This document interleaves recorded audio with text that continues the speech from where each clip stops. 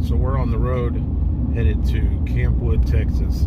It's about an hour from where we live, where the shop's at. It's kind of in the middle of nowhere, Texas, but it's a nice drive through the hill country. You got a bunch of cliffs and valleys and canyons and hills and different things like that. So the drive there is going to be a nice one. Drive back is going to be a little nerve-wracking when we have what we have on the trailer, and going through the canyons and the side of the cliffs and everything like that. It's going to be a little nerve-wracking, but it'll be fine. So we're headed there. We got about an hour drive, and we have some people going to meet us there to show it to us, unlock it so we can get in and actually help us load it if we strike a deal. So y'all stick around. We'll throw some clips of the drive up and hope y'all enjoy.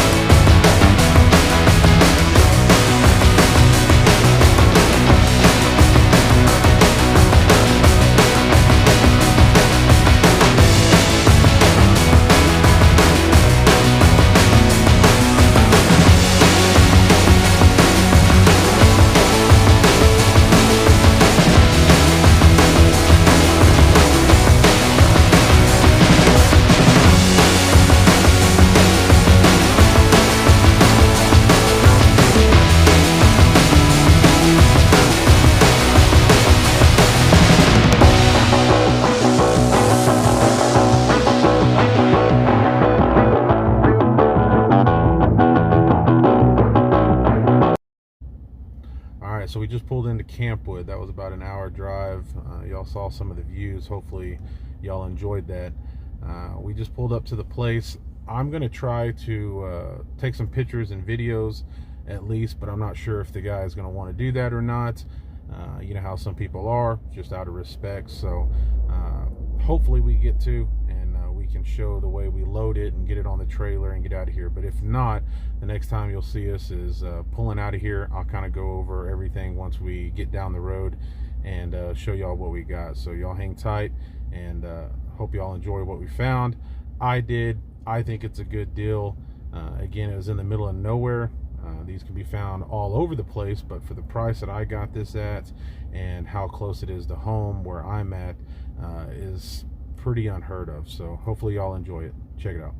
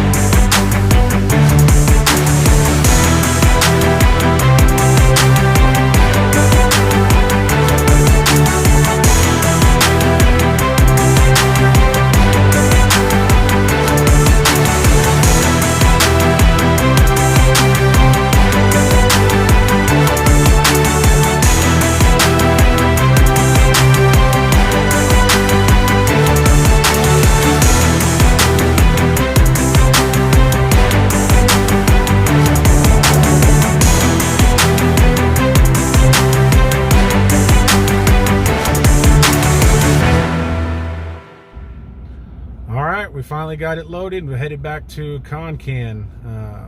As you can see in the video, we kind of had a little issue getting it out of the warehouse. I was pretty sure that we were going to make the deal, and so beforehand I went ahead and got on Facebook and asked if anybody had a forklift or tractor, skid steer, anything that could lift this up. And a very nice lady from the recycling center got on there and said that we could borrow the forklift. She was about a block down, and she would meet us out there, so that was great. Once we got there, we realized she had a huge forklift. I was expecting a little small warehouse propane style forklift. This was one that you find out like in a junkyard or a big huge construction site. So the issue was, the best way to pick these up are to cradle it from underneath and basically hang it from the forks. But how tall that forklift was, she wasn't even hardly able to get the forks off the ground before they hit the roof, the top of the track system. So we had to kind of think what we needed to do, and so we just decided to pull it on the floor, which was a very smooth concrete floor, so it was easy. It just kind of glided across it. We pulled that around, as you can see, kind of rotated it to the door. Once she was able to get outside the door, then she could lift it. It was a little bit wider than the door, so we had to kind of put one in first and then follow it with the next one. So it was kind of tricky. Took a little bit longer than I thought it was going to, but once we got it out the door, then it was super easy. I backed the trailer up. You didn't see in the video, but I backed the trailer up. She loaded it from the side, and it was fairly easy from that point. That forklift lifted it like no problem. It's probably got to weigh maybe 1,700 pounds, maybe 2,000. It's a 10-foot Chicago brake that is 16 gauge. It can bend 16 gauge, so it's a little bit heavier duty. But we got it loaded. You can see it in the back there. We have it all strapped down. We are headed back to Concan. Now comes the pucker moments of riding the side of the cliffs, and hopefully this thing doesn't tip over. We have it strapped down pretty good, but that's always going to be a little pucker moment until I get back on flat, what I call flat road, and go from there. Once we get back to the shop, it's going to be another issue. Is I only have a John Deere tractor that lifts about 1,500 pounds, so we're going to see if the tractor will get it off. If not, I have a neighbor down the road that's going to bring his tractor that lifts about 3,000 pounds, so that shouldn't be an issue there. And we're going to put it smack dead in the middle of the door, so we won't have to get it in the shop and to maneuver it around. But that was fun. It took a little bit longer than I was thinking it was going to, but I believe I got a heck of a deal for what I paid for it. And I can't wait to get it back into the shop, take more pictures of it, and take a closer look and see what all needs to be done, what needs to be cleaned up or greased. There's a couple little small things that need to be fixed on it, but it operates the way it is. It's just some of the adjustments just aren't as good as they could be. So we're gonna get it back and go from there. But I hope y'all enjoyed laughing at us trying to get that thing out the door and the scenery. And here in a minute, you're going to see us put it back in my shop where it won't move for a very long time. We'll see y'all.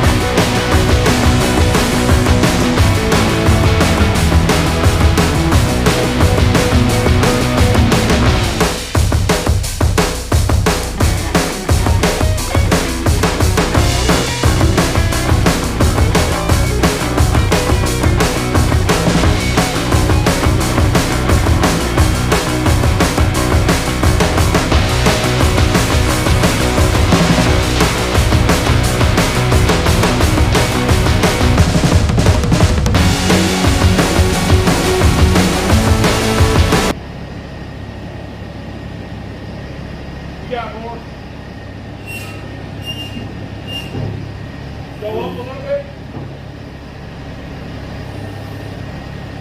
Now, back out that way.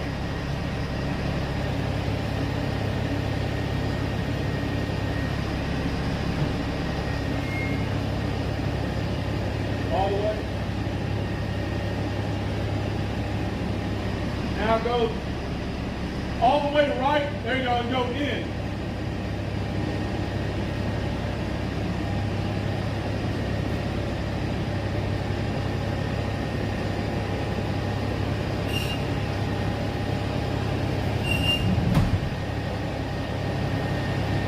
All right, put down.